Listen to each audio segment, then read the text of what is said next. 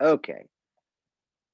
So first things first, I guess we should talk about what is cancer? Like what is going on? So cancer refers to a wide array of diseases that are characterized by malignant tumors that grow around the body and the tumors spread. The danger here is that the tumors aren't growing out of thin air. They are growing out of your own tissues, which are being transformed. And as a tumor, it doesn't perform the same original function as whatever cancer or whatever tissue got the tumor, right? So if liver tissue becomes cancerous, now all that tissue is a tumor. It is no longer liver tissue, so it's not performing any of the vital functions. However, these cells are still cells, so they are taking nutrients from the bloodstream, they are taking oxygen from the bloodstream, they are producing cellular waste products, right? So the cells are still pooping, and the poop goes into the bloodstream for the rest of the body to have to clean up. So it's a drain on your body's resources without any benefit, with no function. As we said, these tumors will tend to spread throughout the body, and as the cancer spreads throughout the body and more tissue becomes essentially non-functional, you can imagine how detrimental this could be if the cancer gets, say, in the spinal cord or in the brain, where like essential functioning is being regulated. Yep.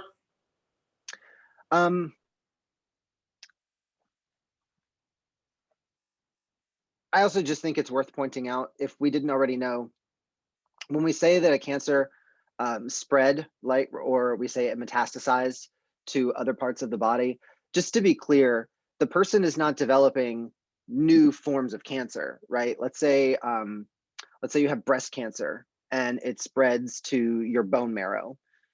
So now you have cancer in the breast tissue and you have cancer in the bone marrow, but you do not have breast cancer and bone cancer. You have breast cancer in your bone marrow. It's the same cancer that is spreading.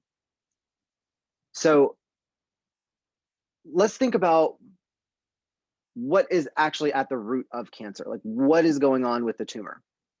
The basics are that in some fashion, the DNA in the cell that is instructing it on how to build specific proteins and link those proteins together to create all of the structures of the body, the DNA message becomes corrupted. And there are a lot of different ways that this can happen. Just to name a few off the top of my head, the first I would say would be congenital defects. So it's hereditary. Certain people have genetic markers that predispose them to developing certain types of cancer. I think the most famous example for you guys would probably be Angelina Jolie. You'll recall back in, what was that, 2013 maybe? She found out that she had a defect in her BRCA5 gene, which meant that she was like 80% likely to develop a breast cancer. So she kind of proactively decided to have a double mastectomy, and now her cancer risk is like 5%. She detected a genetic anomaly that would predispose her. Other forms of cancer can arise through toxins in the environment. Now, this is a very broad category. We could say toxins in the environment, like coal miners. You have to go to work in a coal mine and breathe coal dust all day, and it gives you lung cancer. Or we could be looking at something like smoking. We could be looking at, what yeah. about like a specific event that, like a disaster, like, the World Trade Center is falling and the firefighters who go, and weren't they affected long term?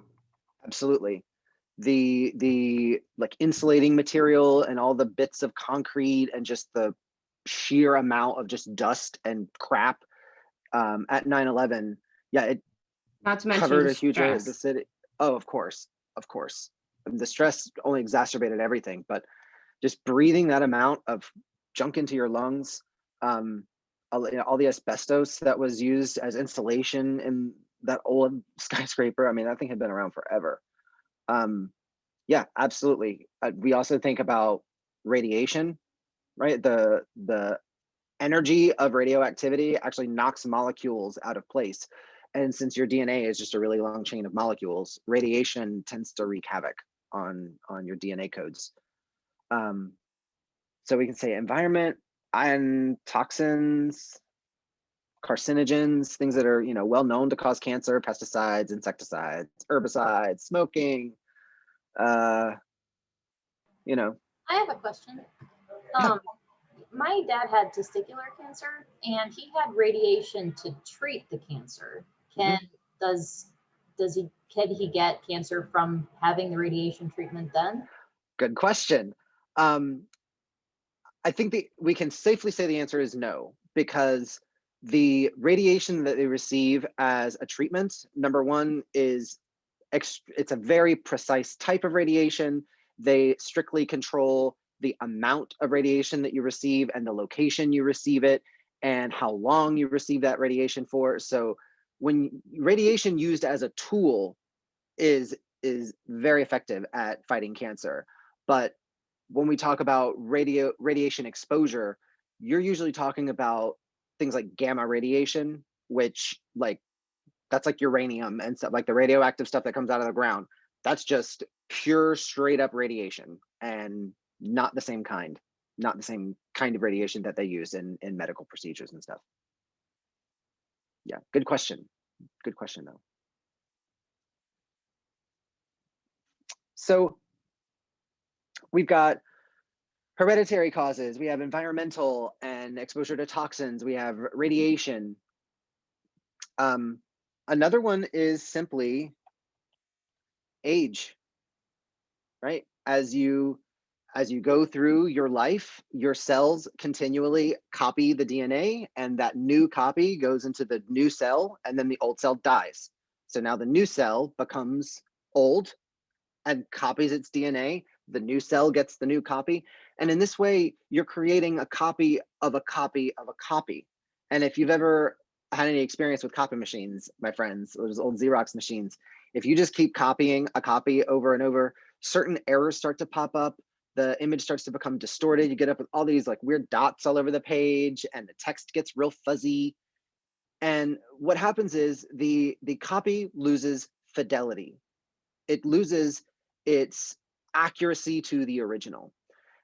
And whenever these errors pop up, which could be naturally, right, through the natural transcription process, there could totally be an error. You're talking about thousands of things that have to go in the right order. Things make mistakes. But you could also be talking about something like a more active destruction, like with radiation, where the energy in the radiation is breaking molecular bonds and knocking molecules out of place. So it physically disrupts the DNA. But the thing is, once those errors have been made, the cell cannot go back and edit the original DNA. All we can do is copy it faithfully, errors and all. So once those errors start to crop up, they continuously just get repeated on and on and on. So as you start to see the body move through its life cycle, right? You think about the things that go along with aging, right? Your skin stops producing elastin, the hair goes gray. Kind of the root cause of all of these things is that the cells themselves are copies of copies of copies and have been for decades. And so all of those little tiny errors, those little mistakes have started to add up, and it starts to impact the function overall of the body. This, of course, is then going to be compounded by the poor diet and the lack of exercise and the stressful lifestyle, and all the stuff that goes on with life. I'm talking about just the biological aspect of having a body made of cells. Unfortunately, we cannot live forever because you cannot keep recreating perfect copies forever. You lose fidelity at some point in the copying process. So we've talked about a few of the causes of cancer. Now I want to talk a little bit more about two of the kind of general camps cancer. And I want to specify here, we are really grossly oversimplifying a lot of this. I'm just trying to give you some basic ideas. But the first kind of cancer would be juvenile cells, which do not reach maturity and therefore never assume their function in the world, right? That little baby liver cell never actually starts livering, if you know what I mean. And you can think about it almost like the 40-year-old guy that still lives in his mom's basement, right? This cell never assumes its function, so it never gets a job. It's never producing for the rest of the body, carrying its own weight, so to speak. But it's raiding your fridge and using your electricity and using your water, and it's hogging all of your resources, but it's not contributing anything to the body overall. Examples of this kind of cancer would be something like leukemia. Little baby white blood cells never graduate police school, so they never learn how to be immune cells. You would also have the opposite, which is those old geriatric cells. Now, life as a cell is not this cozy little democracy that we all enjoy. As a cell, when you reach your expiration date, you die on schedule. Yes, sir, you self-destruct on schedule. And if you don't, your friendly neighborhood white blood cell will be along swiftly to give you a little apoptosis shot. Your white blood cells will consume old cells, especially ones who have lived past their expiration date. So if for some reason a cell does not die on schedule and that cell is able to evade detection by your immune system, then the cell will just continue on aging, right? And if you think about, our grandparents in a nursing home, they're not exactly coal miners anymore. They can't go out and do the backbreaking labor. They can't produce for the body. They cannot function properly because the cell is old and decrepit and falling apart. So you end up with the same situation. You still end up with a mass of tissue that is basically too old to function, but it has become non-functional, but it is still taking oxygen, still taking nutrients, still producing wastes. It's still a drain on the body's resources. An example of this kind of cells that don't die on schedule, prostate cancer, some forms of prostate cancer. So that was just a neat little illustration. I just want to be clear, this is a very gross categorization of different types of cancer. But the next thing that I want to talk about is treatments. What options does a person have if we are diagnosed with cancer? And the short answer is, unfortunately, there still isn't a cure for cancer. There are a lot of treatments that work, but there is no treatment that absolutely positively knocks it out of the park. You never get cancer again. It's amazing. Have a great life. Believe me, all of the major governments of the world are investing heavily in research. The first country that gets to cure cancer, you win a Nobel Prize. Like, everyone is trying to do it. But cancer is hard. It's hard to detect. It's hard to treat, because part of what makes it so deadly is that it is your body's own cells. So if you have a functioning immune system, your immune system won't bother them. They have the right histocompatibility gene on their surface. They are displaying the right security badge saying, nope, I belong here. I belong here. I belong in this body.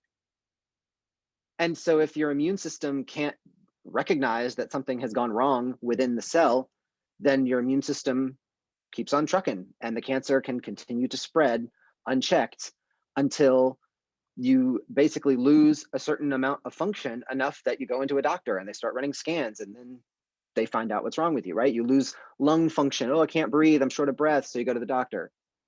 Or, you say, man, I'm having trouble peeing, man. Like, it's a weird problem, I know, but like, I can't pee. I feel like I gotta, but I stand there in front of the toilet and I just can't pee. And then they run some checks and you got prostate cancer. So what do we have in terms of treatments? Well, the most basic treatment would be you just go in with a knife and you cut the cancer out, right? You physically remove the cancer. So surgery.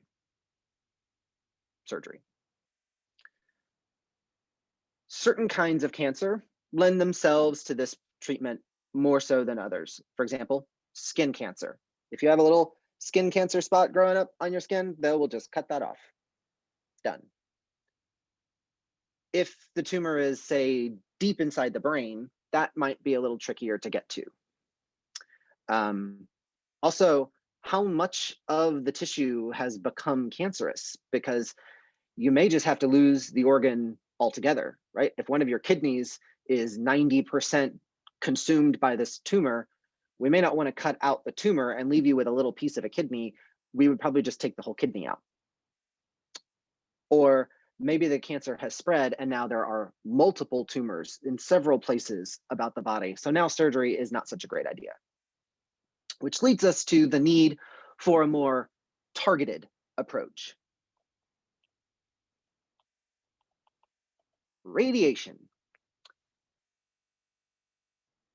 It helps to think about radiation as a form of light. So if you think about radioactive elements like uranium and plutonium, if you just look at these things in broad daylight, they just look like metal. They just look like regular old gray, unremarkable metal. But when you pick them up, you notice they're warm to the touch. And by that point, you have already received a fatal dose of radiation. Radiation is like a light that shines off of these things that is far more energetic than this regular old light that we get. So energetic, in fact, that the energy as it impacts molecules can disrupt those molecular bonds. By the way, when we say radiation, usually what we are talking about is a flow of protons out of the nucleus, right? So if you're thinking about a flow of electrons, that's electricity. That's what electricity is. But if a proton is breaking apart from the nucleus and flying off, okay. Do you guys remember like the atomic bomb that we dropped on Japan back in the day? That's what happens when you split an atom. Boom, you break an atom, atom goes boom. So when just a little piece of the atom goes flying off, but the nucleus can remain stable, you still have to understand the magnitude of energy that was just released in that one little pew. Protons are far larger and more substantial than electrons. Electrons have no effective weight. They don't really weigh anything. They're like massless kind of. But a proton has substance to it. So when a piece like that goes flying at really high speeds and impacts some molecule like a DNA chain, yeah, it can smash the atomic bonds, it can smash molecular bonds. This is how radiation can start to affect DNA. So if we're thinking about these rocks that are emitting this like really energetic light, then we need something that is opaque to that light. So glass won't work, right? Because light goes right through glass. Radiation will travel right through most objects as though they were glass. The light just travels right on through, and anything inside that glass still gets exposed. So you can't use paper or wood or concrete or cement, right? You can't use these kinds of materials to deal with radiation. You know what you can use? Anybody? Anybody? Lead? Lead. Lead. Lead. Lead, lead, lead.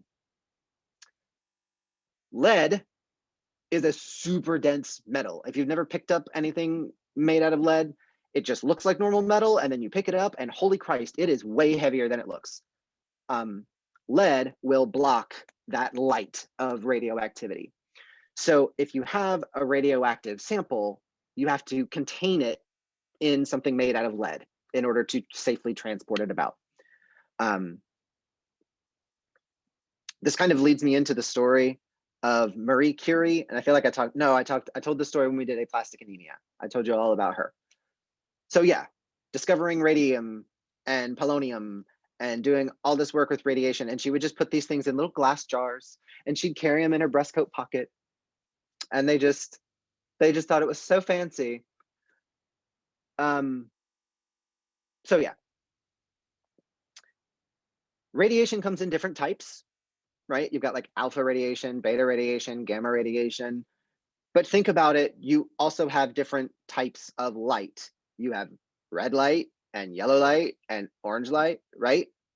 So if you just think about radiation kind of as light, and then there are different wavelengths of radiation, and some are harmless to humans, right? Some forms of radiation are very deadly to humans, but not all radiation is bad, just like not all liquids are bad, right?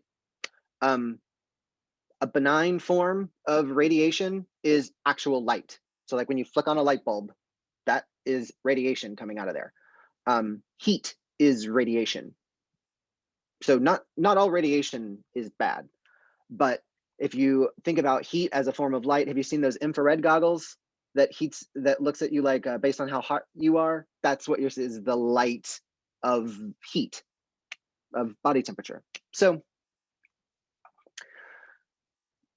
let me bring this home. All right, let me bring this home. So radiation, not always so bad. Once we have the technology, which we do today, to build machines that can very precisely control and manipulate the type of radiation, the amount of radiation, and since it's like a light, think about focusing a laser beam. If I can take a very specific type of light and blink it straight into the tumor, deep within the tissue, then I can target and use radiation as a therapeutic tool. Now, if you want to know anything more specific about how exactly they use radiation, I'm not a cancer doctor. I could not tell you. I would like to learn together, but I trust that people way smarter than me know how that works. Just I trust them.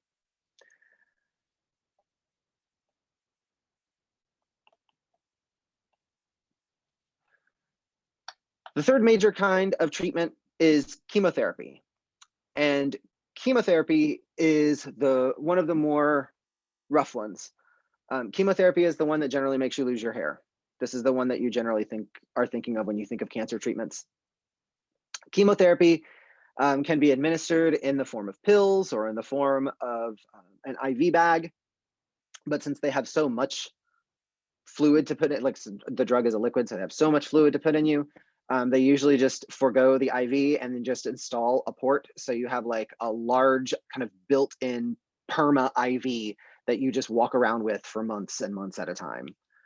So that when you go get your cancer treatment, they can just plug you in and fill her up, doc. Chemotherapy is really hard on the human body. It's a very precisely attenuated and coordinated brew of really toxic stuff. And the intention is we basically poison the body enough that the cancer dies, and then we can nurse the rest of you back to health. If you are lucky to catch cancer early, the chemotherapy may be lighter and you can only need a few sessions of chemotherapy. However, if they don't find the cancer until much later and it's already spread, the amount of sessions of chemotherapy you require, and therefore the amount of time you're on chemotherapy, can be much longer.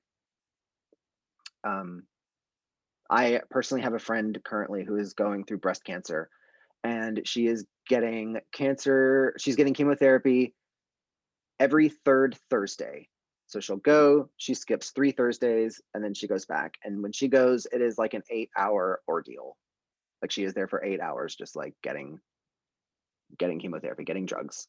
You're just hooked up to this machine and it's really boring. And so she brings books and stuff, but the drugs make you really, really sick. And they have a lot of really weird side effects.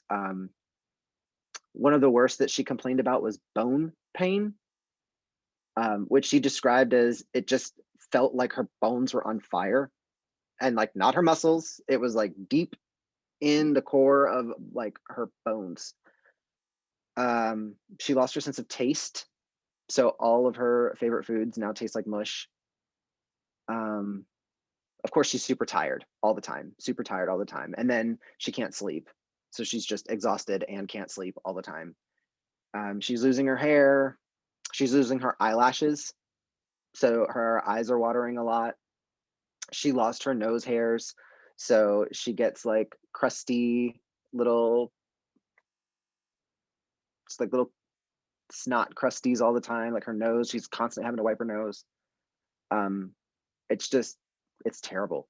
It's terrible.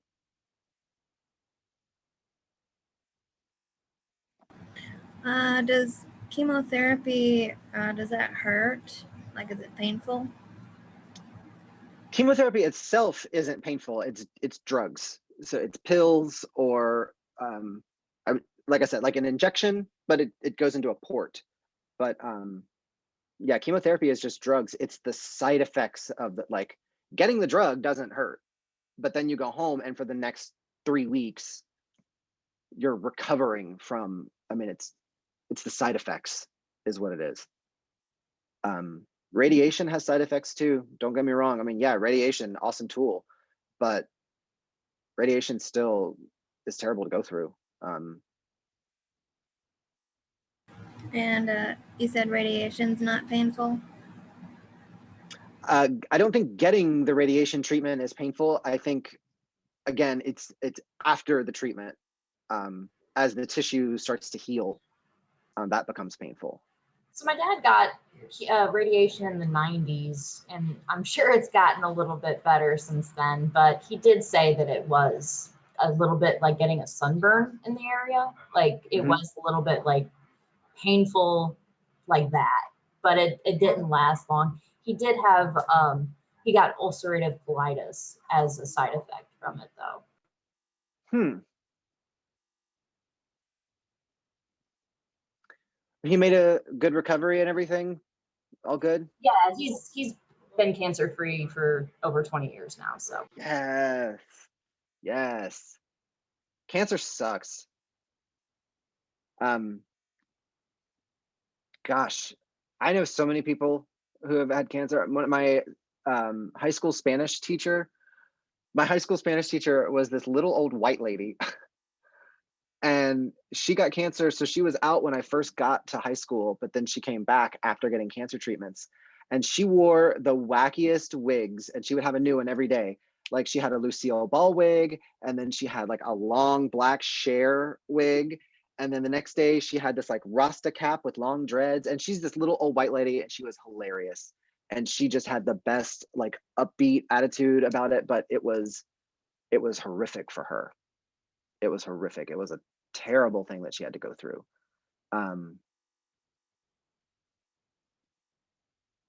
Rough stuff.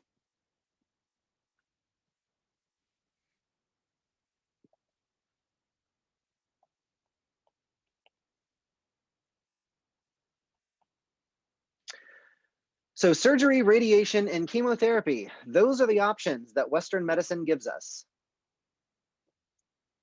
Those are your choices. We must recognize that there are also alternative treatments. We could look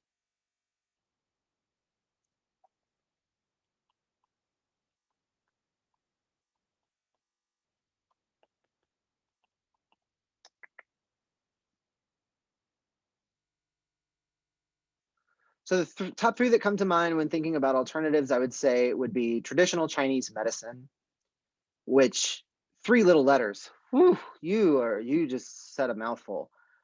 Traditional Chinese medicine is the standard Eastern medical practice and has been the way that the Chinese practice medicine for 1,500 years, probably more.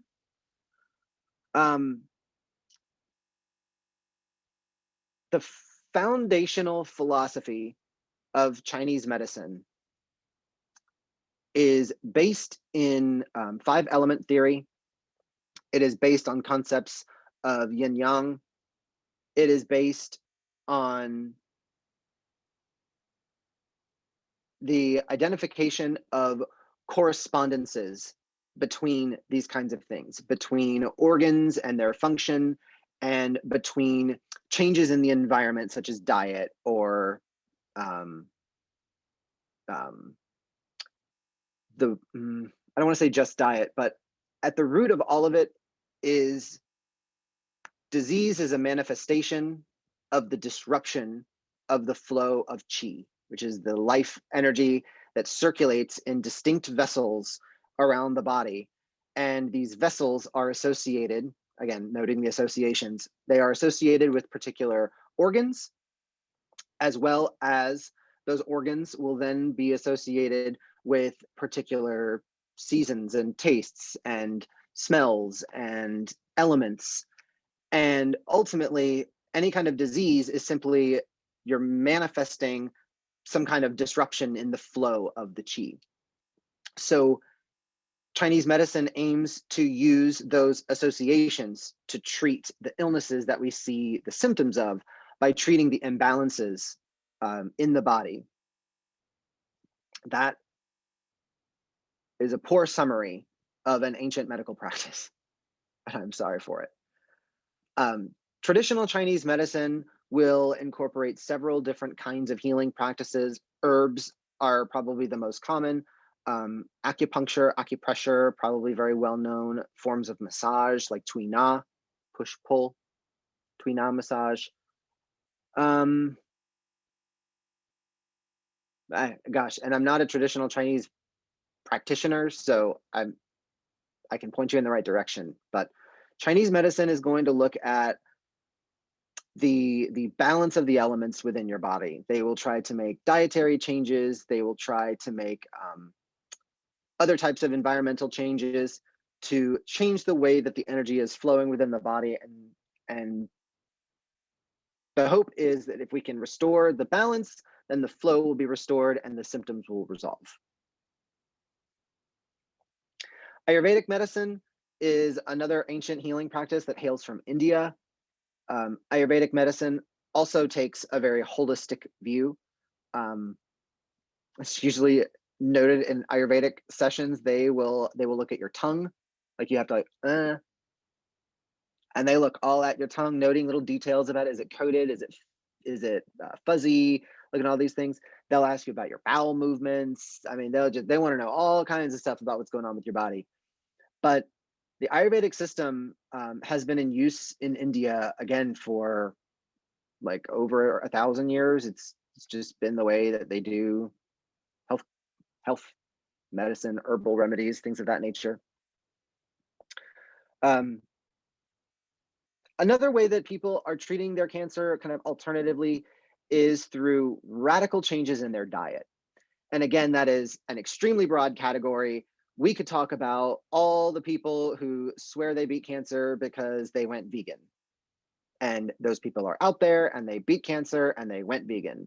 But many other people claim that they did this diet or that diet. Or one guy said, oh, I only did juice, or I only did organic, French pressed apple cider or whatever. But I'm making fun of it, but there are a lot of people who have, would swear by radical dietary changes. The general trend of most of them is the eschewing of processed foods, curtailing most animal products, particularly meat, and an adoption of a plant-based whole foods diet. That generally tends to kind of hit the crux of most of the different flavors, if you will, of the cancer diets. Again, some of them are marketed or kind of intended as an alternative treatment. However, I think most people will have the most success using an approach like this in conjunction with some other kind of cancer treatment. Let's take, for example, chemotherapy.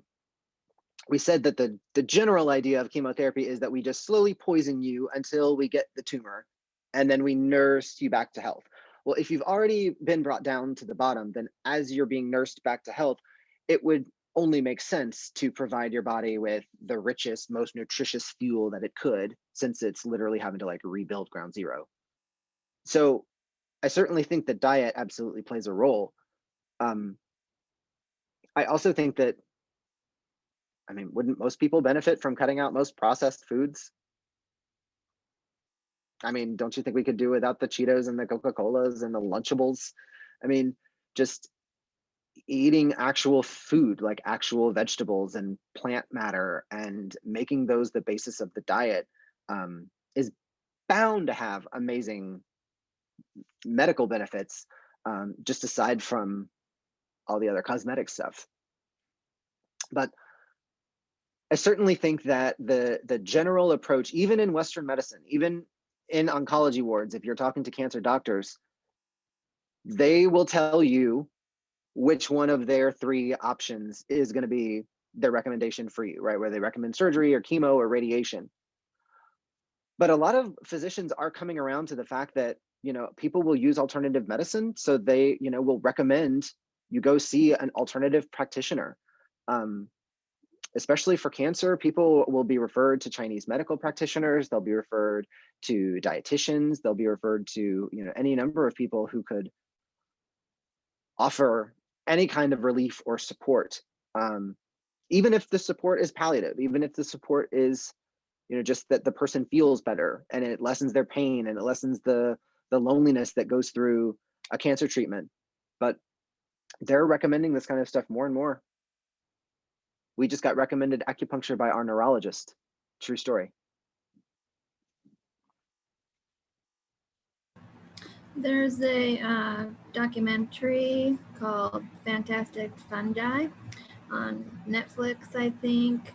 And one of the guys on there said that his mom had stage 4 breast cancer, and he's a mycologist, and so he learned that turkey tail mushrooms can help with cancer. So she was taking like the powder form of that, and later on she did not have any breast cancer. So that was interesting to learn.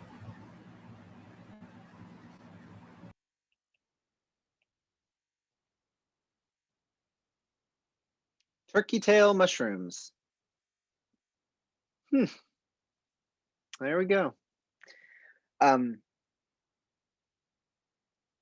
again, we are trying to develop more sophisticated techniques, and we are investigating a lot of different possibilities for treating cancer. Some of them rely on identifying cancer early. So ways of kind of flooding the body with some material that would stick to the cancer, and then we can scan for it and see where the material stuck. Others are trying to train the immune system to spot cancer cells. You try to train them to seek out cancer cells.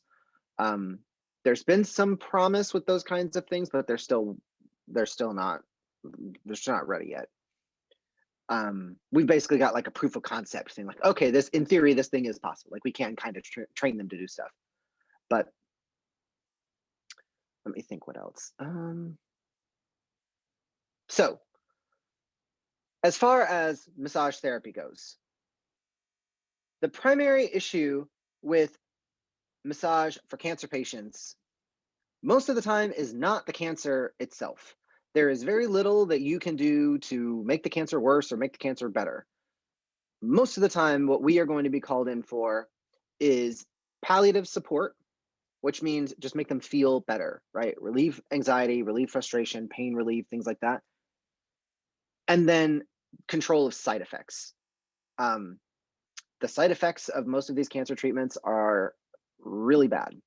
And depending on what kind of treatment they're getting or how long they have to receive the treatment for, and then just which side effects that individual develops. Some people take the same treatment and they develop different kinds of side effects or at different intensities.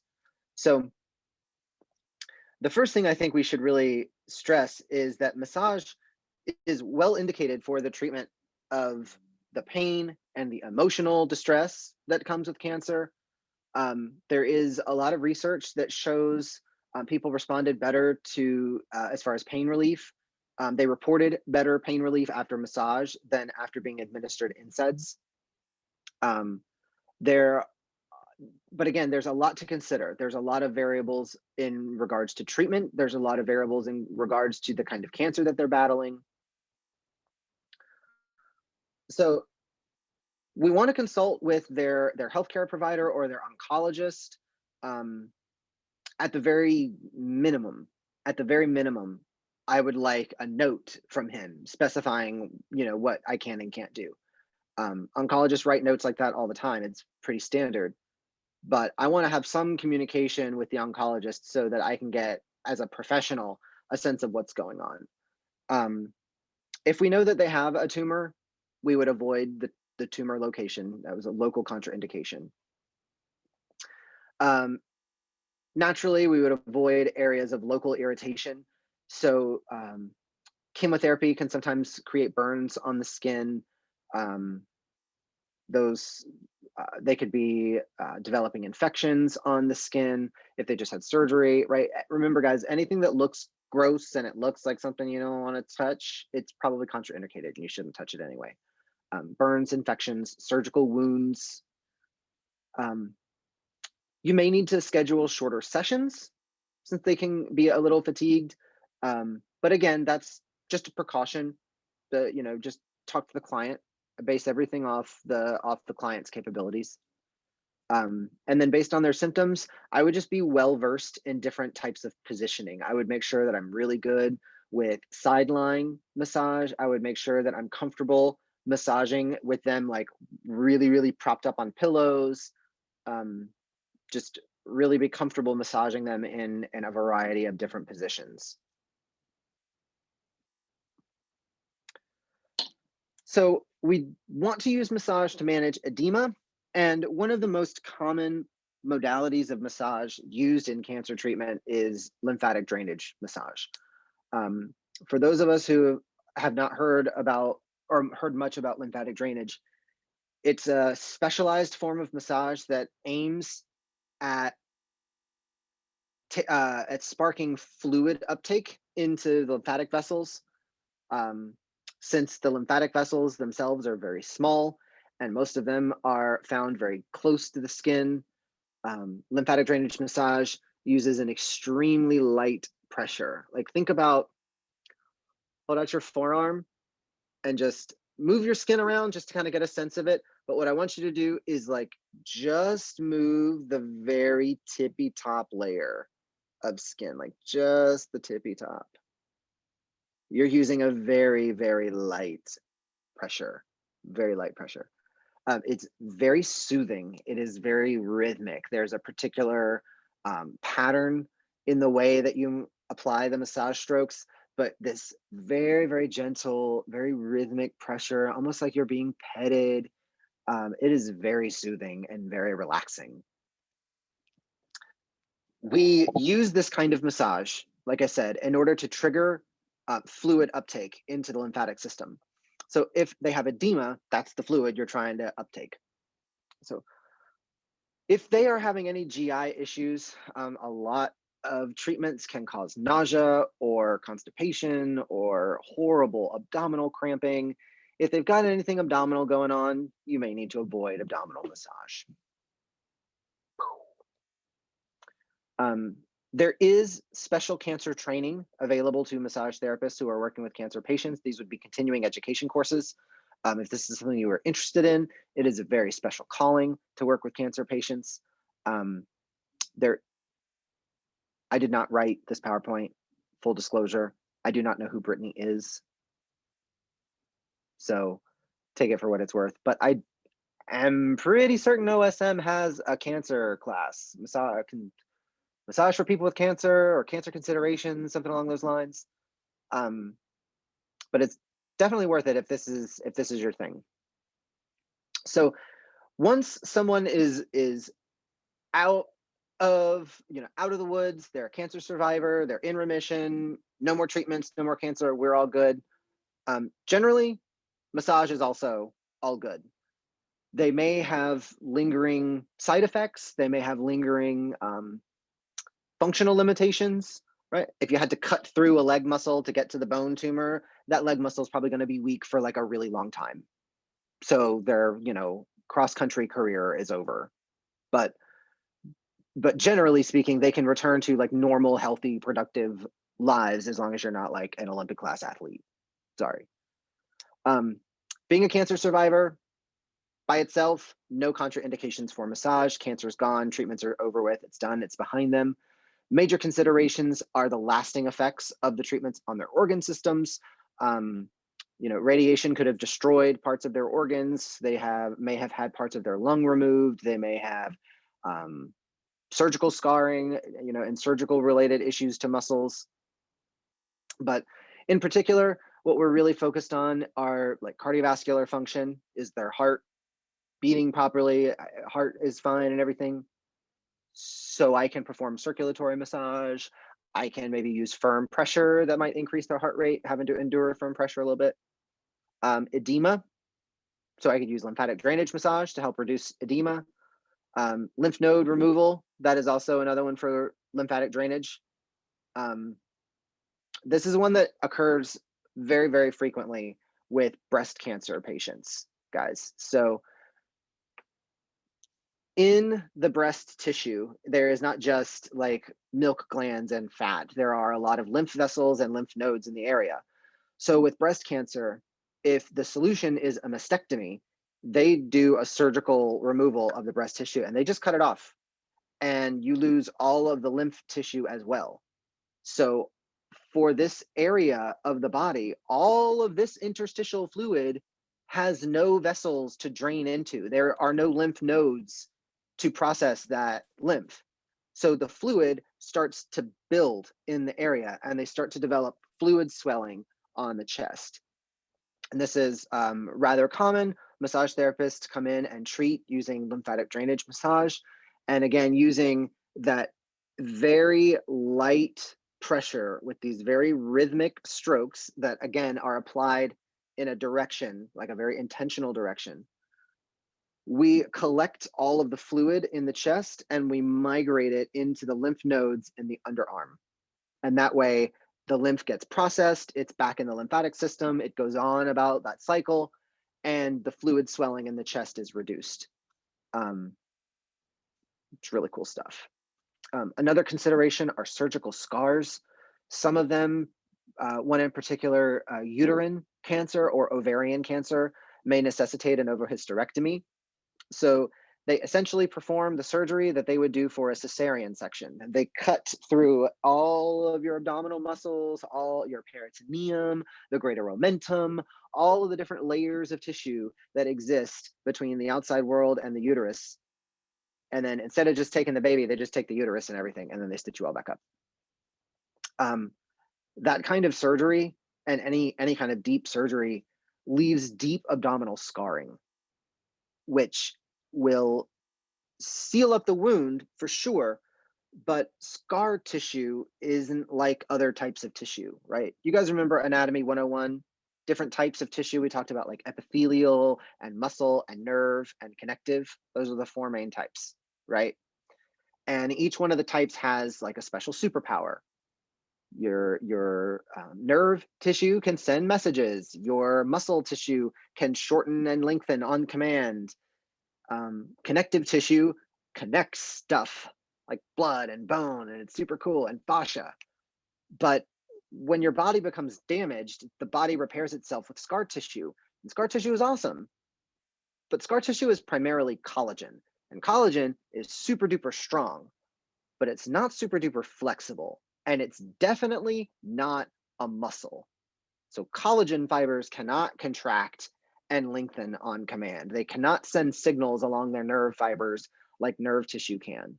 So when the body lays down scar tissue, the rest of the tissue becomes disrupted by that. So if you cut through an abdominal muscle, that muscle is now weaker because you've severed those muscles, the muscle fibers. They reconnected with scar tissue, but that muscle cannot contract as strongly or stretch as far as it did before the surgery.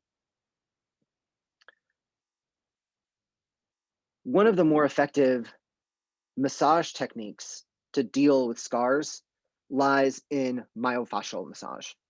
Myofascial massage is a whole discipline dedicated to addressing that muscle and fascia system. And understand, guys, everything is fascia. Everything is fascia in the body, right? Muscle, nerve, all that stuff. Muscle is muscle and nerve is nerve. But what's holding the muscle together, right? What's holding the nerve together? What's giving form and shape to all of these different tissues? The answer is always fascia. Fascia goes by a lot of different names, but remember, guys, we're the ones that give it names. We are the ones that named it. The body does not care what we call it. The body just takes fascia and turns it into something else. The different types of connective tissue, loose connective tissue, dense connective tissue, deep fascia, the peritoneum, the pericardium, the meninges, the pleural cavity. We talk about the greater omentum. We talk about periosteum. Remember, in muscles, epimysium, perimysium, endomysium. You guys remember all these words, right? It's all fascia. That's all they are. They are all fascia. And fascia is like baked goods. Baked goods always have the same basic ingredients, right? Flour, sugar, a little bit of baking powder. But think about how many different things you can make with those, right? Everything from angel food cake to croissants to red velvet cake to a scone, southern biscuits. With the same basic ingredients, altering the ratios of those ingredients, you can produce a wide variety of baked goods. With fascia, you've got three chief ingredients: collagen, elastin, reticulin. Collagen is for strength, elastin is for elasticity, which does not mean that it is stretchy. Elasticity means it bounces back after being stretched, right? Silly putty stretches, but if you let silly putty go, it just drops. A rubber band will stretch, but if you let a rubber band go, it pops back. That is elasticity. The third is reticulin. Reticulin is kind of strong, but it's mainly used as like a meshwork upon which we can build the rest of the stuff. It's like the scaffolding that we use to construct things on. So with these three basic proteins, what the body can then do is just alter the ratio of these different proteins. So you need a tissue that has a lot of strength and a lot of elasticity. So you chunk up the amount of collagen and elastin, and then you have a really strong, really elastic tissue, like your neck skin. Yeah. Fun morbid fact, in order to tear, your head would have to turn all the way around 3 times.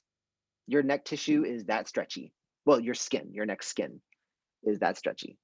If you just like twist someone's neck all the way around, the skin won't tear. 3 times. Fun fact.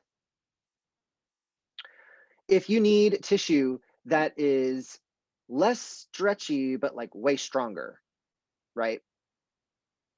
But I'm gonna say we do need like a decent amount of stretch, right? You twiddle those ratios and you can come up with a tendon or a ligament. You need something that is not stretchy at all, but is just all strength. So you chunk up the collagen, that is scar tissue. Super strong, super dense, really good at holding those broken pieces back together. Not very flexible, not very extensible, not really elastic. And so now that I've kind of clued you in that everything in the body is made of fascia, when you end up with a surgical scar that has all of this collagen knotted up, it starts creating distortions, just like the tug lines on your sweater. It starts creating distortions that ripple throughout the rest of the body, affecting the entire fascial system, which is how you end up with postural distortions. And that's how you end up with, you know, all of the, oh, my hip hurts, so now my neck hurts.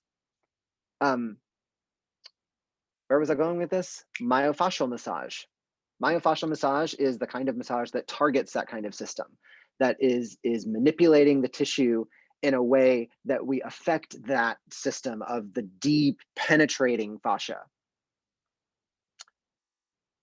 Myofascial massage is not the most comfortable massage. I will say that. It is not the most comfortable thing to ever have done to you. But ooh, once it's done, it feels amazing. It's awesome once you're finished. Have you guys learned the technique skin rolling? Skin rolling, that's a myofascial technique. That two-handed stretch, that's a myofascial technique.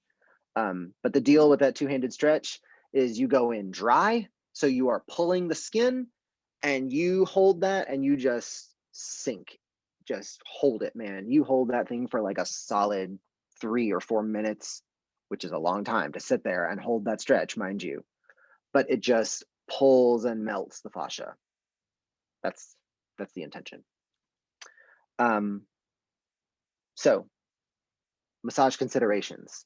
If you are aiming to treat cancer patients, really good to know something about circulatory massage, really good to know something about lymphatic drainage massage, really good to know a little bit about myofascial massage.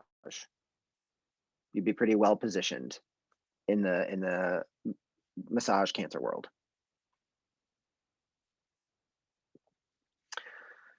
So as with everything, almost everything related to massage, there are a lot of myths that we have to dispel. One of the most permeating myths, and I heard this a lot when I was in massage school, I was told this: massage will burst tumors and start sending cancer cells through the body, and massage can trigger metastasis of tumors. That was the fear. There is no actual evidence of that. I'm not saying it's impossible. That is not what I said. I said we don't have any evidence of that. We cannot like demonstrate like this person got a massage and then that tumor spread because of the massage. We don't have any evidence for it. So again, Gail on this, I didn't write these slides, guys. I'm sorry that these are so weird, but Gail is one of the instructors. I think she wrote the cancer course. But she says breast cancer is like a key. The cancer will travel through the bloodstream, making stops in different parts of the body. If the key fits, then it metastasizes. And I think that's a really, really good analogy for the way that it spreads, which is the same way that we identify intruders in the body. It's the protein sequence on the outside, the histocompatibility gene that all of your cells wear on their cell membrane. And when they get inspected by your white blood cells, they dock on that receptor.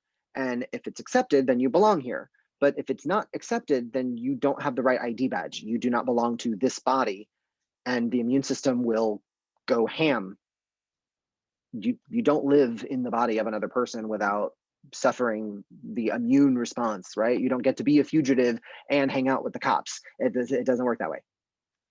So this is just a little more bit about like the mechanism for that. And when we talk about these things docking, you guys, these receptors and docking, very much like a key and a lock, it is based on the three-dimensional shape of the thing. Like it is the actual shape physically docks, and if it fits, then it binds, and if it doesn't fit, then nothing happens.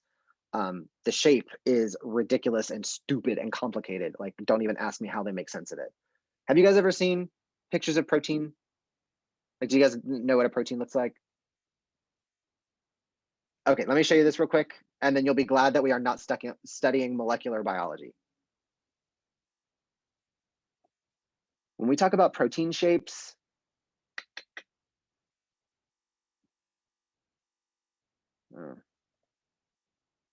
it sent me to dietary protein. Of course it did. There we go. So those are shapes of some of your more common proteins.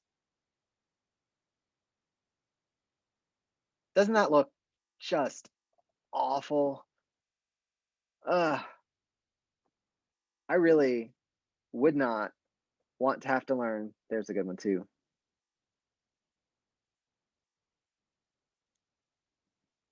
There's a really good one. When you assemble a lot of amino acids in a long chain, and if you assemble the right amino acids in the right order, they will fold themselves up into a little knot that looks like that. And it is a very precise knot. It is not just a random jumble. It looks exactly like this or this or this. And yeah, anyone else glad that this is not our level of science? Me too. I think I would just go be a zoologist. All right, so we're going to talk about a few different kinds of cancer. Trigger warning, there's going to be some pictures, but none of it is like gross or gory or anything, but there will be pictures. And the first one we're going to look at here is skin cancer. This is non-melanoma. So skin cancer will take a variety of different appearances. Here on the bottom, it looks more like a whelp or a rash. On the top, it looks a little more like an ulcer. However, in either case, we just want to avoid the area locally. Just don't touch the tumor itself. Ask about what treatments they're on, what kind of medicines they're on, what treatment are they going with, how is everything going, and really get a sense of what side effects they may be experiencing. And then just based on that information, we can modify the massage, whether that means we need to shorten the session or whether that means we need to give them extra pillows so they're really comfortable, whatever the case may be. Good stuff. Good stuff. So it just occurs to me that it's 7 o'clock. And I know that I've already started with the cancers for the night, but we only got one in. You guys want to take a break real quick? Yeah. Yeah, let's take a break and then we'll pick up right where we left off. Cool. I'll see you guys back in 10 minutes.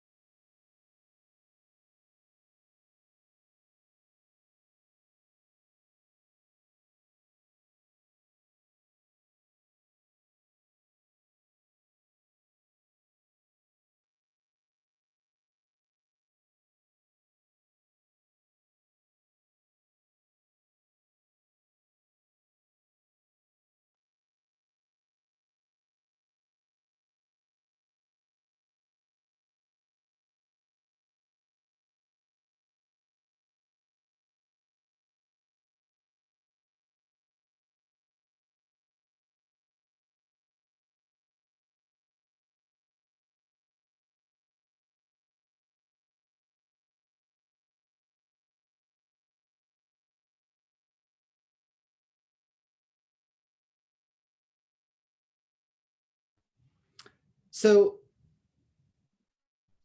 if you have to have skin cancer, non-malignant melanoma is the one that you want to have. Usually this kind can just be excised or removed, usually just a little biopsy or something, but we can generally treat this one pretty simply. Melanoma, on the other hand, is a much more serious, more aggressive type. It metastasizes, it spreads, it gets into the bloodstream, it gets into the lymphatic system, and it can spread around and creating tumors all over the body. Now, fortunately, it is somewhat easy to detect. We use a system called the ABCs of malignant melanoma. And if you guys are not already familiar with this one, believe me, everyone in Florida knows this one because we see these all the time in Florida. So we are looking for asymmetry, borders, color, diameter, and elevation or evolution. Asymmetry is you are looking at something that is not clearly round. Like if you think about a regular mole or a freckle, they're pretty round or pretty symmetrical. They have regular borders. So a regular mole is like a nice clean line where it's darker inside and it's lighter outside. With melanoma, you have very irregular kind of splotchy borders. The color is also 2 or more. So again, if you think about a regular healthy mole, it's a pretty uniform shade of brown. Whereas here you see multiple colors, more than a 1/4 inch diameter. And if you don't have a ruler to pull out a 1/4 of an inch, think about a pencil eraser. That's about the size of a pencil eraser. If it's larger than that, that's suspicious. And then some people will say elevation. You're looking for something that is elevated above the skin. You would also look for evolution, which is a change in appearance over time. Moles should not really change much over the course of your life. If you have a freckle that starts to grow or change shape or start to change color, that is not good and you should go see a dermatologist. So there you have the ABCs. As with any other visible tumor, it is locally contraindicated. If you see something, you should point out what you've seen to the client. This necessitates kind of an uncomfortable conversation, but it's a conversation that I've had to have several times in my career. And I'll tell you how it goes. At the end of the massage, I noticed it on their backs usually in the massage. So I just kind of carefully avoid it with all my strokes and just kind of keep going around it and don't really touch it. When I am done with the massage, after they've relaxed and gotten what they paid for, I meet them in the hallway with my business card and a bottle of water. And as they come out of the room, I would say something like, would you mind stepping back in the room so we can discuss your massage for a moment? And so we step them back in the room and I close the door and I say, I think I should let you know that I noticed a suspicious looking mole on your back. It might be nothing, but I think you should see a dermatologist to get it checked out. And if they ask me, oh, well, what could it be? There's a lot of things that it could be, and I couldn't tell you. I would recommend you see your dermatologist. And you just tactfully don't diagnose, don't say what it could be, because if you say, well, it could be skin cancer, Jesus Christ, you just told them they had skin cancer. And they're going to go home and they're going to stress out. I don't know what it is. I just said, I saw something suspicious and you should get it checked out. That's all I said. That's all I'm saying. In Florida, like I said, melanoma is really common. We get a lot of really strong sun all year round in Florida. So I've had to recommend 5 clients in my career, 5 clients that had to go see someone. And the worst part of the conversation is the build up to the conversation. It's stressing about what I'm going to say or whatever. Once I'm in the room and I start talking, the less you say, the better. I saw something suspicious. I think you should get it checked out. Call your dermatologist. I have no idea what it could be, but it looks suspicious. That's it. Play dumb. I don't know. Now, understand, guys, in my head, when I see that, I know what I'm looking at. That is malignant melanoma. I know exactly what I'm looking at. But you can't say that. You can't give them a diagnosis. So Of the 5 clients who I have had to give this talk to, 3 of them said, "Thank you so much. I just saw my dermatologist. He looked at it himself. He said it was fine." And I was like, "Whew, awesome, super, amazing." I'm off the hook. One of them said, "Thank you very much. I have an appointment booked. I just haven't gotten there yet." But she was on the schedule. And I said, "Awesome, wonderful, super. I'm just going to avoid that then today just to be safe." And she said, "Fine." And I still gave the massage, but that one little spot on her back, I just gave it about that much distance. I just stayed away from it. I would go around it and things, but I just drew kind of like a 3-inch circle around it and just didn't touch it. One client was surprised and was like, "Oh, thank you. I'll make an appointment." And I said, "Awesome." I never saw her again, so I don't know what came of it, but hopefully it was nothing. So my point in telling you all of these stories is it's a lot of buildup for nothing. I got all worked up and twisted up in my head about, oh God, I don't want to tell this woman this.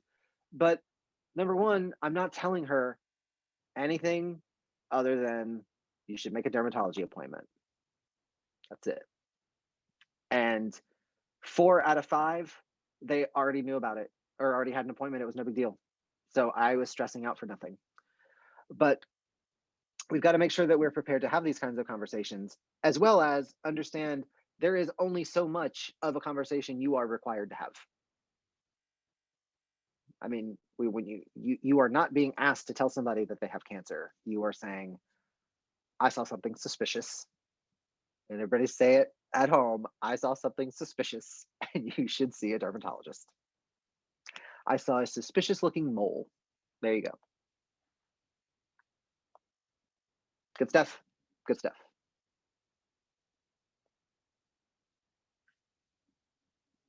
I swear, you guys, technology is going to be the death of me.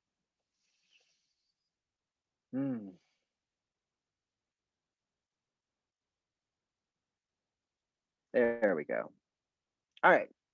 Next up, lung cancer. Lung cancer refers to a variety of cancers, all of which affect the lungs, all of which affect the lungs in various ways. You've got small cell cancer, you've got basal cell cancer. Small cell lung cancer happens to be what killed my grandmother, but she was a smoker her whole life. So, you get what you pay for. Generally, when someone is dealing with lung cancer, circulatory massage will be contraindicated because increasing circulation increases blood flow to the lungs, which increases demand on the lungs, and their lungs can't lung right now. So we want to keep it easy on the lungs. We can kind of do spot treatment massage for pain and things like that, stretching, things of that nature. We can offer supportive touch, but we would avoid tumors. So if they've got tumors in their lungs, we would avoid chest or upper back massage, especially tapotement. That's no bueno. Avoid the tumor. Careful, if they're getting chemo, they may have a port. So you'll need to go around that. It will be like a weird plastic. It looks like a weird plastic thing that's stuck to their skin, but it's a tube that goes in there. So be careful around it. And if they've gotten radiation, they may have like surface burns or something like that. So just be like a sunburn, so that basically, but they may have skin abrasions, just be aware.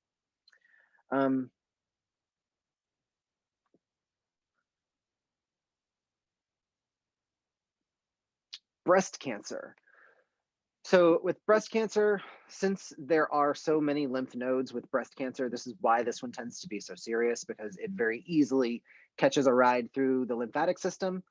And remember, guys, cancer cells have your own body's security badge. So they are able to pass through lymph nodes without affecting the police, right? The white blood cells don't really detect them. So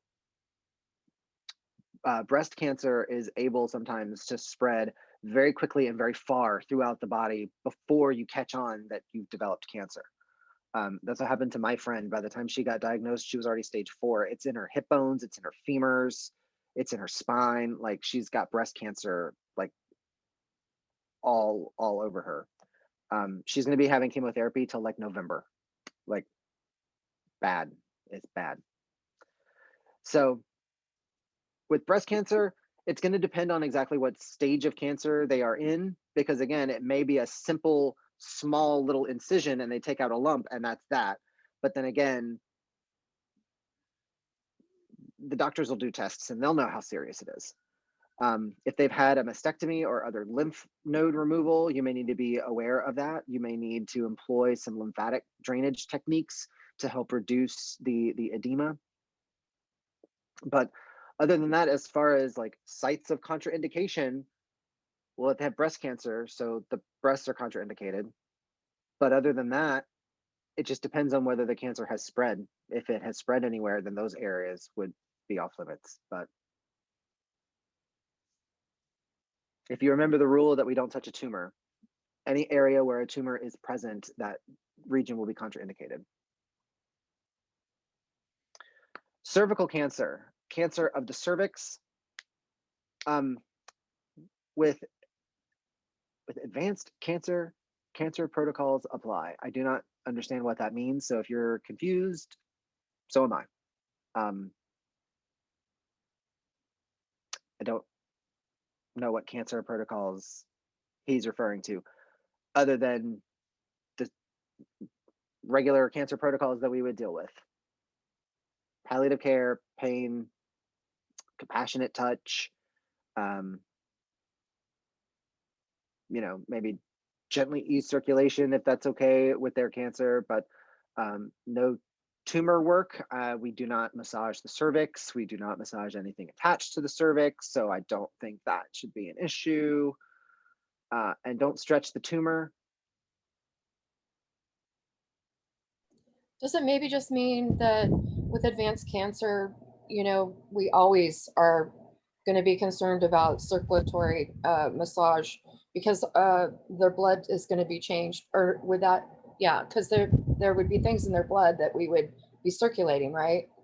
Is that Yes, so that's what they're trying to say? maybe so, and I really like your interpretation of that. It's very gracious.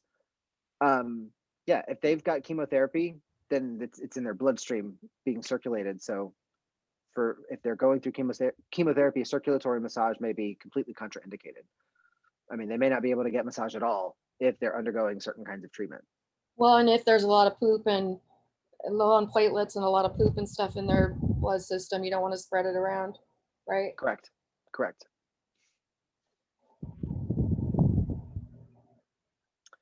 So ovarian cancer, the treatment for ovarian cancer, unfortunately, is they generally just go in and remove the ovary. That's the treatment. So if you don't have an ovary, you can't have cancer of an ovary. See what we did there? So to remove an ovary, it's essentially like a cesarean section. Again, they have to cut through the abdominal wall and go in to remove the organs. So they may have a lot of scarring on the abdomen, which may be creating fascial restrictions. They may have had to remove some local lymph nodes as well. So there may be fluid swelling. We could employ lymphatic drainage massage. With the ovaries being between the pubic bone and the belly button, the nearest lymph nodes that we would want to be pushing that excess lymph towards would be the inguinal nodes in the fold of the thigh, where the thigh and the hip come together. So you would use, again, that very, very gentle kind of lymphatic technique to encourage the lymph to migrate down to those inguinal nodes where it can get recycled and put back into the fluid system. Ovarian cancer, if they, fatigue, stress, anxiety, the same basic things that we would help with any other kind of cancer. And clearly avoid the abdomen after surgery.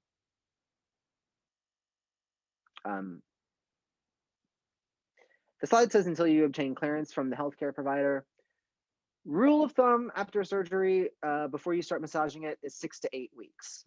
You want a good 6 to 8 weeks to let that incision really heal, so that any kind of pull on the skin isn't gonna reopen the surgical incision or pull any stitches. I would not massage anything if they still have stitches. I'm not massaging it. Let me think. But again, some people will just heal slowly. There may have been complications with healing, like let's say they get an infection, so that prolongs the healing process. So 6 to 8 weeks is not like a stopgap, like cross the finish line, do whatever you want. Generally, 6 to 8 weeks is when most people who are healing normally would be cleared for massage. But if they're going through cancer, they may have other conditions. So you want to be very aware of their personal healthcare situation. You may want to get a doctor's note that just says, as of this date, they've been cleared for massage. Uterine cancer, the treatment for uterine cancer is pretty much the same as ovarian cancer. They just remove the uterus and ovaries as well. So stress reduction, fatigue, anxiety, compassionate touch, the same general, palliative things that massage is able to help with. It says massage may help tolerance to chemotherapeutic agents. What I think we're getting at here is a lot of the drugs, like we said, have a lot of weird side effects. And one of the side effects is nausea, another is pain, and another is a loss of appetite. So when you think about something like pain, we know that massage encourages the brain to release endorphins, which we can detect in the blood, which are natural painkillers. So we can say the application of massage does, decrease the perception of pain.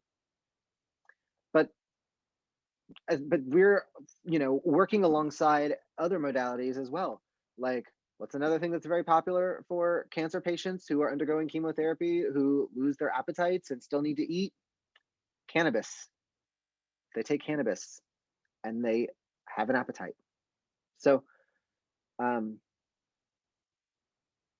again, if there's surgical radiation sites, as with any of these cancers, we avoid surgical sites, we avoid radiation sites.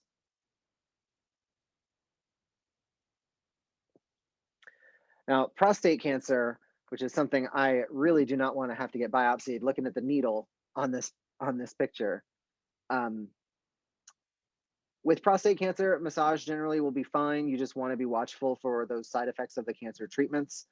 And so for the prostate biopsy, that looks really fun. It looks really fun. All right, pancreatic, ooh, there's a good picture. Pancreatic cancer. So there's cancer of the pancreas, and you can see, you can even almost estimate about how much pancreas tissue you've lost that has become tumor tissue. That looks like about a third to me. You guys agree? Somewhere about 25% to about a third. That's, yeah. So for pancreatic cancer, most clients can't be surgically treated because the pancreas is so deep in there and it's like connected to your small intestine. So we'll usually undergo chemotherapy and radiation. Occasionally a Whipple procedure is performed, and together we are going to find out what a Whipple procedure is.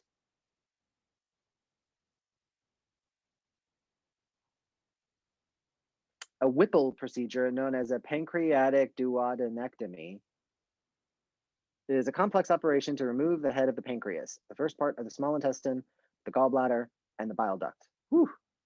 The Whipple procedure is used to treat tumors and other disorders of the pancreas. Wow, that's a lot. The head of the pancreas, the gallbladder, and the bile duct. Fascinating. They just cut all of that out and just totally bypass it. Pancreaticoduodenectomy. That's a fun word to say. Pancreaticoduodenectomy.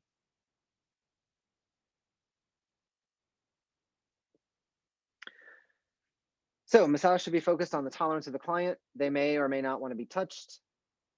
Endorphin release may be helpful for release for pain. Consider positioning. Yeah, the pancreas is in an odd spot. It's kind of tucked in under your left ribs, but it's back in there a little ways, kind of tucked behind the stomach. So you've got to go like past the stomach before you get to it. It's tucked in there. So laying on their stomach might be a little uncomfortable. You may need to fiddle with some pillows and try a few positions until you can find a way that they can lay comfortably. And be prepared to readjust often if they keep getting uncomfortable. You may just have to just allow them to just keep repositioning themselves. Lymphoma, cancer of the lymph nodes. Stay away from the tumor area, as we've said before. Consider the treatment that the cancer is having, that the client is having. Gentle light massage usually is fine. Again, cancer of the lymph node. We would also want to avoid like increasing fluid circulation to that area. So I would stay well far away from these kinds of tumors.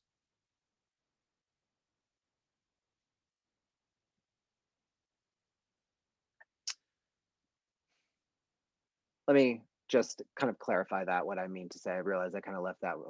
That was a very mysterious statement. When I say stay well away from these kinds of tumors. If they had a tumor in the neck, I probably would not massage much higher than about the top of their arm. If they've got tumors in the neck, I would probably stay away from the shoulders and stick to the arm, or like from the lower part of the chest and like abdomen down towards the feet. That's what I mean by well away. I mean, I'm gonna pretty much avoid that whole Spanish collar area and just stick to the limbs, just to make sure we're well away from it. And colorectal cancer. So cancer of the colon or the rectum specifically, massage is generally indicated.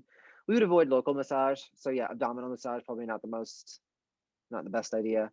But all of these different kinds of cancers, again, let me pull back our notes so we can do just a super quick little recap. Come on.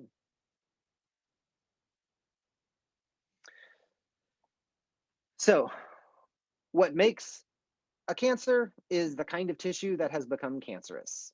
So pancreatic cancer starts in the pancreas, liver cancer starts in the liver.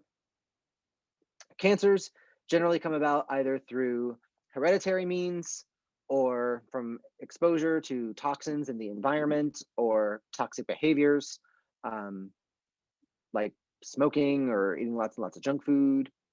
Radiation exposure could be, again, occupational, could be accidental, could be a bomb.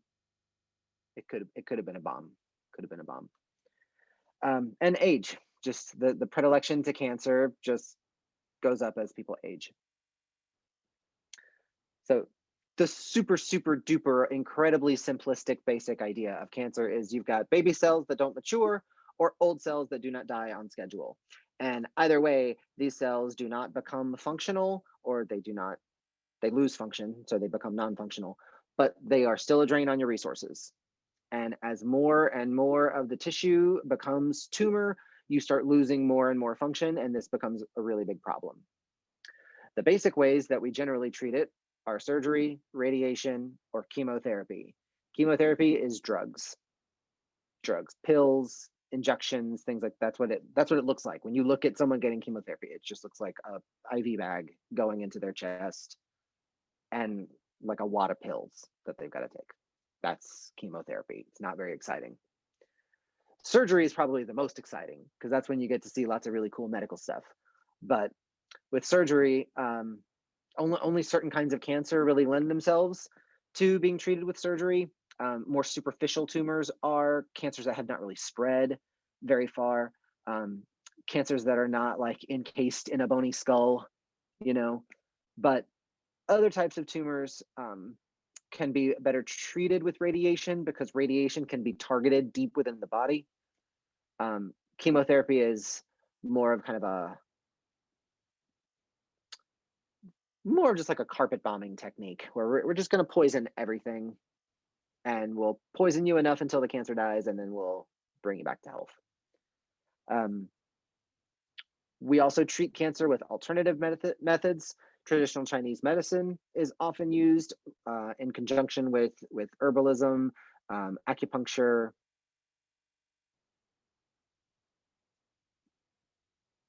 and the other traditional Chinese methods. Ayurvedic medicine also uses a lot of herbs, dietary changes, things like that, yogic postures, meditation. Lots of alternative medicines are based on diet, and all hail the turkey tail mushrooms. But no, diets generally are either claiming to aid with the recovery from cancer treatment. I would be very skeptical of the diet ones that say that they are a cure for cancer. That's just, give cancer more credit than I've given it. It is far more complex than what we have really gotten into today, which is fine. We are not oncologists. We don't have to understand the ins and outs of it, but understand we would have beaten cancer if it was that easy. If it was just that easy that you could just eat apples or something, and like that, you understand, like that would be a thing. Cancers evolve over time, and cancers spread, and they affect the body in different ways. And cancers, since we know cancers start from different places, then the kind of tumor is going to be different. The end result of a hereditary factor is not going to be the same kind of cancer as a common age-related cancer or the specific cancer caused by an environmental toxin. I mean, these things all damage the DNA in their own unique ways, and therefore the tumors and the cancers that they cause are also unique and uniquely detrimental to the body. So I just wanted to take a moment to just really kind of translate. This is much more complicated than we massage therapists really have to understand or have to get into, but dietary changes related to treating cancer or working in conjunction with cancer treatments are usually based on cutting out processed foods, increasing fresh vegetables and fruits, and eating like more whole foods. But again, I certainly feel like you would benefit from that almost no matter what you're going through. Eat more broccoli, folks. That's my advice. All right, does anybody have any questions over anything that we have covered so far tonight?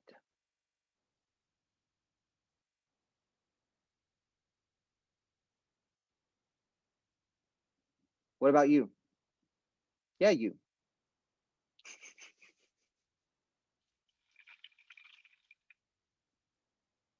Okay.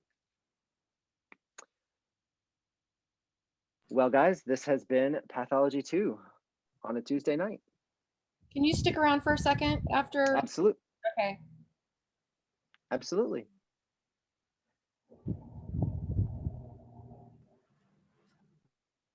Actually, it's not that secretive.